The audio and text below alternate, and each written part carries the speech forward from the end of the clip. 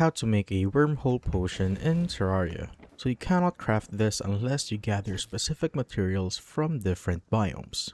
First, you must absolutely obtain exactly 1 bottled water, 1 blink root from the underground and dirt layer, and also 1 specular fish, which you must strictly catch by fishing in the underground cavern layers right here. Next is you'd want to stand directly to a placed bottle or an alchemy table. Of course, with all the 3 ingredients in your inventory right here.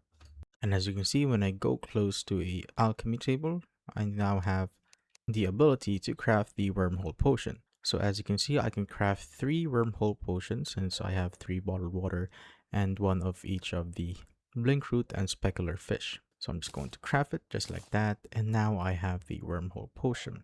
So you strictly need this item in multiplayer to instantly teleport to your teammates by clicking their player icon on the full screen map. So if you have any friends playing in your world, you can just basically teleport to them by clicking on their icon here in the full screen map. But if you use this or you have it in a single player world, it's basically useless.